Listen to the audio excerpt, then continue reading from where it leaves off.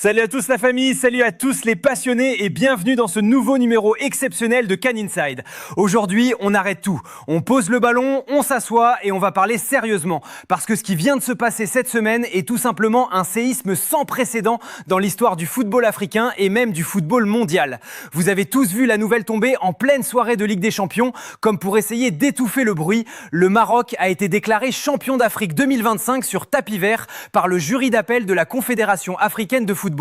2 mois entiers après la finale qui avait vu le sacre du Sénégal sur la pelouse de Rabat. Le Sénégal est destitué, rayé du palmarès pour être sorti du terrain pendant une douzaine de minutes. Jamais, au grand jamais, un titre international n'avait été ainsi retiré et réattribué dans des bureaux, loin de la sueur, loin du stade, loin de l'émotion. Alors la question que tout le monde se pose aujourd'hui, la question qui inonde les réseaux sociaux, c'est: le football africain s'est-il définitivement décrédibilisé cette semaine? Moi les gars, je vais mettre mon costume de journaliste, je vais reprendre les mots de certains analystes de la presse internationale et je vais vous dire une chose très claire. La CAF ne s'est pas décrédibilisée cette semaine. Non, ça fait bien longtemps qu'elle n'est plus qu'une coquille vide. Et pour comprendre l'immense mascarade institutionnelle que l'on vit aujourd'hui, il faut avoir un minimum de mémoire et remonter à l'année 2016. Parce que c'est là que la boîte de Pandore a été ouverte. Souvenez-vous, 12 novembre 2016, le Sénégal joue contre l'Afrique du Sud dans le cadre des éliminatoires de la Coupe du Monde 2018. Sous une pluie battante, le Sénégal perd 2-1. Et qu'est-ce qui se passe quelque temps après? La FIFA, qui met littéralement la CAF sous tutelle, décide de faire rejouer ce match 10 mois plus tard. On accuse l'arbitre ghanéen de corruption et on le suspend à vie. Mais le truc de fou, c'est qu'on l'accuse sans jamais apporter la moindre preuve matérielle, sans jamais identifier le corrupteur. Il n'y a pas de corrompu sans corrupteur, c'est la base du droit. Et le timing de cette affaire était déjà lunaire, car juste avant, la FIFA venait de recruter une certaine Fatma Samoura, d'origine sénégalaise, comme secrétaire générale à l'ONU. Déjà à l'époque, on voyait que les décisions administratives prenaient le pas sur le terrain. Mais revenons à notre scandale actuel de la CAN 2025. Parce que si la décision en elle-même est folle, la façon dont elle a été prise par ce fameux jury d'appel est une insulte absolue à la justice et au droit sportif. En droit, les frères, la forme est aussi importante que le fond. Si la procédure est viciée, la décision doit aller directement à la poubelle. Et là, on a assisté à un braquage procédural à ciel ouvert. Accrochez-vous bien. Statutairement, ce jury d'appel de la CAF est constitué de 9 membres. 9 juges censés représenter l'équité du continent. Pour délibérer sur la finale de la CAN, savez-vous combien ont été convoqués? 5. Sur quelle base légale a-t-on écarté les 4 autres? Mystère total. Mais attendez, c'est pas fini, on touche le fond de la piscine. Sur ces 5 membres prétendument présents, le représentant de Djibouti a dû faire une sortie publique devant les médias pour hurler « Je n'y étais pas, je n'ai jamais siégé à cette réunion ». On se retrouve donc mathématiquement avec 4 membres. Or, en droit, un jury délibératif de cette importance doit toujours comporter un chiffre impair pour éviter les égalités et garantir une décision claire. Le quorum n'était même pas atteint. Et pour couronner le tout, qui retrouve-t-on parmi ces 4 survivants? Le président de la Fédération tunisienne de football en personne. Un dirigeant qui est partie prenante de la géopolitique du football africain, qui a des intérêts et qui aurait dû, par éthique, se déclarer incompétent et refuser de siéger à cause d'un conflit d'intérêts évident. C'est un tribunal fantoche, les gars. Il y a un favoritisme flagrant, une sélection des jurés qui sent la corruption ambiante à des kilomètres. Et le clou du spectacle, l'assassinat final du droit. Quand on vous accuse de quelque chose d'aussi grave que l'abandon d'une finale, on vous convoque pour que vous puissiez vous exprimer. Le Sénégal a été condamné à la peine capitale sportive sans même pouvoir se défendre. Le principe du contradictoire a été balayé d'un revers de main. Il y a un proverbe africain très sage qui résume parfaitement ça. On ne demande pas l'avis du chameau pour lui mettre la charge. Eh bien, c'est exactement ce qu'a fait la CAF au Sénégal. Et si le vice de forme de ce tribunal fantoche est déjà un scandale absolu, Attendez de voir le fond de l'affaire, parce que là, on rentre dans une aberration juridique totale. Pour bien comprendre la dinguerie de ce qui s'est passé mardi soir, il faut rembobiner le film et revenir à la toute première décision. Souvenez-vous, juste après cette finale électrique à Rabat, la commission de discipline de la CAF s'était réunie en première instance fin janvier. Quel avait été son verdict à ce moment-là ? Eh bien, elle avait rendu une sorte de jugement de Salomon. Elle avait renvoyé tout le monde dos à dos en distribuant des punitions, des amendes et des suspensions des deux côtés. Côté marocain, on a eu des joueurs suspendus, notamment Ismaël Saïbari pour cette fameuse histoire de serviette piquée. Côté sénégalais, 2 joueurs ont été sanctionnés et bien sûr le sélectionneur Pape Thiaw a pris une suspension. À ce moment-là, les Marocains ont estimé que les sanctions contre le Sénégal étaient beaucoup trop légères par rapport à la menace qu'ils avaient fait peser en quittant le terrain pendant 12 minutes. Ils ont donc fait appel. Jusque-là, c'est la procédure normale. Mais attention, et c'est là que réside la plus grosse arnaque de cette histoire. Dans cette décision de première instance, à aucun moment, je dis bien à aucun moment, on ne parle de modifier le résultat du match. Le Sénégal est alors reconnu et validé comme le vainqueur du tournoi. Or, que fait la commission d'appel cette semaine ? Normalement, en droit, une commission d'appel est là pour revoir les sanctions prononcées en première instance. Elle peut les diminuer, elle peut les augmenter. Mais là, elle sort complètement de son champ de compétences. Elle rajoute un élément qui n'était absolument pas pris en compte dans la première décision. Elle tranche sur le résultat du match et renverse la victoire au profit du Maroc sur tapis vert. C'est une hérésie totale. Comment une cour d'appel peut-elle statuer sur l'attribution du trophée alors que ce n'était même pas l'objet de la sanction initiale ? Et puis parlons de la réalité du terrain, les gars. C'est ce que disait très justement l'ancien capitaine congolais Youssouf Moulumbu.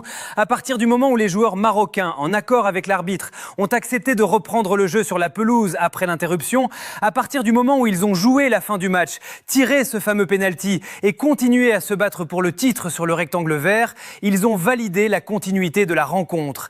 S'ils estimaient que la sortie des Sénégalais valait forfait, ils auraient dû exiger l'arrêt immédiat et définitif du match. Mais non, ils ont joué. Et aujourd'hui, parce que le résultat sportif ne leur a pas été favorable, on vient réécrire l'histoire dans des bureaux climatisés. Les conséquences de ce braquage sont désastreuses. L'image de l'Afrique entière est une nouvelle fois traînée dans la boue.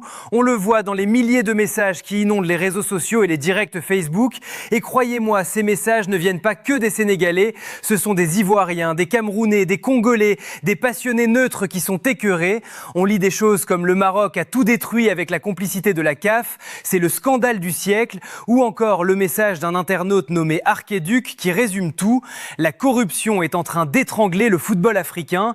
Le monde entier nous regarde et se dit avec fatalisme « Ah ouais, de toute façon, c'est l'Afrique, c'est toujours comme ça ». C'est un véritable assassinat de l'émotion sportive, les frères. Le football, c'est la magie de l'instant, c'est la sueur, les larmes, les cris de joie, la tension palpable dans un stade en ébullition. Cette finale, avec tous ses défauts, a livré son verdict émotionnel ce soir-là. Les Sénégalais ont pleuré de joie, ils ont brandi la coupe, ils ont communié avec leur peuple. Aujourd'hui, on veut effacer ça.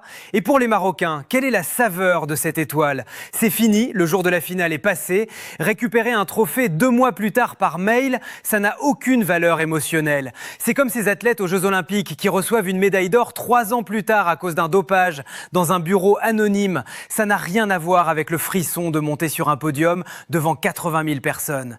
Le football africain méritait tellement mieux que cette fin en eau de boudin. Mais les gars, prenez 2 secondes de recul, respirez un grand coup et regardez la situation dans sa globalité. Est-ce que vous vous rendez compte du précédent cataclysmique que cette décision de la CAF est en train de créer pour le football mondial ? C'est terrifiant. Si on accepte ça aujourd'hui, qu'est-ce qui nous garantit que demain, lors de la prochaine Coupe du Monde, on ne vivra pas la même mascarade ? Imaginez une finale de mondial. La France ou le Brésil gagnent sur le terrain, soulèvent le trophée et 2 mois plus tard, une poignée de mecs en costume cravate réunis en secret décident que finalement, non, c'est l'Argentine le vainqueur sur tapis vert pour un point de règlement obscur. C'est la destruction pure et simple du sport. Alors oui, je vois déjà les experts dans les commentaires me dire « mais ça a déjà existé dans le foot ». Oui, ça a existé. On se rappelle tous de l'Olympique de Marseille sanctionné en 1992 pour l'affaire VAOM avec un titre retirés. On se rappelle du scandale du Calciopoli en Italie, où la Juventus s'est fait retirer des titres qui ont été donnés à l'Inter Milan. Mais les frères, réveillez-vous, on parle de compétition de clubs et surtout, on parle de sanctions tombées après des enquêtes judiciaires massives pour corruption avérée et matchs truqués. Jamais, au grand jamais, au niveau international, pour une finale de championnat continental diffusée en Mondiovision, on a vu un trophée changer de main dans un bureau des mois plus tard. C'est inédit et ça rend la compétition complètement illisible. Et pour comprendre comment on a pu en arriver à un tel niveau de toxicité, il faut écouter les mots très durs, mais tellement réels, de l'ancien président gabonais Omar Bongo. Il disait une phrase terrible: « On n'organise pas une élection pour la perdre ». Aujourd'hui, on a l'impression glaçante que cette maxime politique a infiltré le football africain. On n'organise pas une Coupe d'Afrique des Nations pour la perdre. Depuis le début de cette CAN 2025, de nombreux observateurs ont eu le sentiment que le Maroc, en tant que pays hôte, était dans des dispositions extrêmement favorable. Regardons les faits, regardons l'arbitrage. Dès le tout premier match du Maroc contre une équipe pourtant anodine, les Comores, qu'est-ce qui se passe? Deuxième minute de jeu, pénalty pour le Maroc, heureusement raté, mais l'intention est là. Qui était l'arbitre de ce match? Le Congolais Jean-Jacques Ndala. Et par le plus grand des hasards, devinez qui est désigné à la toute dernière minute, à la veille de la finale, pour arbitrer le choc ultime face au Sénégal? Ce même Jean-Jacques Ndala. Et entre ces deux matchs, le parcours a été jalonné de décisions lunaires. Contre la Tanzanie, à la 94e minute, un joueur tanzanien se fait faucher dans la surface. L'arbitre ne bronche pas, il ne se passe rien. Contre le Cameroun, vers la 64e ou 68e minute, une situation de pénalty flagrante. Encore une fois, on ferme les yeux, il ne se passe rien. L'accumulation de ces décisions a créé un climat de suspicion irrespirable qui a fini par exploser lors de cette fameuse finale. Et justement, parlons-en de cette finale empoisonnée. L'action qui met le feu aux poudres, l'action qui provoque la sortie des Sénégalais, c'est ce pénalty sifflé en faveur du Maroc. Mais la CAF oublie délibérément de parler de ce qui se passe juste avant. Au départ de l'action, l'attaquant marocain est en position de hors-jeu monumental. On parle d'un hors-jeu de 2 voire 3 mètres. Mais le drapeau reste baissé, on ne siffle pas. L'action se poursuit et boum, pénalty. C'est la goutte d'eau qui a fait déborder le vase. Mais le pire, c'est le contexte sécuritaire. Suite à ces décisions, la tension est montée d'un coup. Des mouvements de foule extrêmes ont éclaté dans les tribunes, des bagarres violentes avec les forces de l'ordre. Les gars, dans n'importe quel stade du monde, de la Première Ligue à la Ligue 1, quand les tribunes deviennent une zone d'émeute, l'arbitre a l'obligation absolue d'arrêter le match pour des raisons de sécurité. Les joueurs étaient troublés, leurs familles étaient dans ces tribunes. Comment voulez-vous qu'ils continuent à jouer au football en toute sérénité? Et d'ailleurs, la justice marocaine elle-même a condamné des supporters par la suite pour ces incidents graves. La preuve que le danger était réel. Mais la commission d'appel de la CAF a totalement occulté cette réalité. On condamne les joueurs sénégalais pour avoir quitté la pelouse sans jamais prendre en compte que les conditions de sécurité n'étaient plus réunies. C'est d'une hypocrisie monstrueuse. Face à ce désastre, face à cette mascarade sécuritaire et arbitrale qu'on vient de décortiquer, la vraie question qui se pose, c'est: comment en est-on arrivé à un tel niveau de pourriture institutionnelle? Comment le football africain s'est-il laissé gangrener à ce point? Et c'est là que la voix des anciens joueurs résonne comme un coup de tonnerre. Sur le plateau de RFI cette semaine, l'ancien capitaine de la République démocratique du Congo, Youssouf Mulumbu, a posé les mots exacts sur nos mots. Il a pointé du doigt le vrai cancer de notre football, la politisation extrême et étouffante des instances dirigeantes. Aujourd'hui, le constat est implacable, les gars. Les décisions qui impactent la vie, la sueur et le sang de nos joueurs sur le terrain sont prises par des hommes en costume-cravate dans des bureaux climatisés. Des bureaucrates, des diplomates, des politiciens qui n'ont pour la plupart jamais chaussé une paire de crampons de leur vie. Ils ne connaissent rien à la pression d'une finale, rien à l'adrénaline, rien à la psychologie d'un vestiaire qui se sent floué, rien à la peur viscérale de voir des familles menacées dans des tribunes en plein chaos. Comment voulez-vous que la justice sportive prévale quand ceux qui la rendent ont des agendas politiques? Mulumbu l'a dit clairement, il faut nettoyer les instances. Il faut arrêter de laisser nos anciennes gloires dans l'ombre ou dans des rôles de simples ambassadeurs pour les photos. Il faut que les anciens joueurs prennent le pouvoir décisionnel à la CAF. C'est la seule et unique condition pour que le football redevienne l'enjeu principal. Mais attention les frères, si vous pensez que le Sénégal est KO debout et que la CAF a refermé le dossier, vous vous trompez lourdement. L'histoire est très loin d'être terminée. On n'est qu'au début d'une guerre juridique totale. La Fédération sénégalaise de football a sorti les crocs et a officiellement annoncé qu'elle portait l'affaire devant la plus haute juridiction sportive mondiale, le tribunal arbitral du sport, le fameux TAS, basé en Suisse. Le Sénégal dispose de 15 jours pour ficeler son dossier et déposer son recours formel. Et croyez-moi, les avocats sénégalais ont entre les mains une véritable arme nucléaire juridique. Pourquoi je vous dis ça? Parce que dans le droit, tout fonctionne avec ce qu'on appelle la jurisprudence. Les tribunaux détestent se contredire. Et devinez quoi? Le TAS a déjà eu à traiter un dossier quasiment identique. Une affaire qui a fait trembler le continent et qui impliquait déjà le football marocain et la CAF. Faisons un bond dans le temps. Année 2019, finale retour de la Ligue des champions africaine. L'Espérance de Tunis affronte le Wydad de Casablanca dans le chaudron de Rades. Le Wydad marque un but refusé, la VAR tombe en panne, scandale sur le terrain. Les joueurs marocains du Wydad, pour protester contre cette injustice arbitrale, décident de quitter la pelouse et refusent catégoriquement de reprendre le jeu. Exactement le même scénario d'abandon de terrain. Et que fait la CAF à ce moment-là? En pleine panique face à ce scandale en Mondiovision, la CAF prend une décision politique. Elle ordonne que la finale soit rejouée sur terrain neutre. Mais l'Espérance de Tunis ne se laisse pas faire, elle saisit le TAS. Et quel a été le verdict des juges de Lausanne? Un véritable uppercut dans la mâchoire de la CAF. Le TAS a purement et simplement débouté l'instance africaine.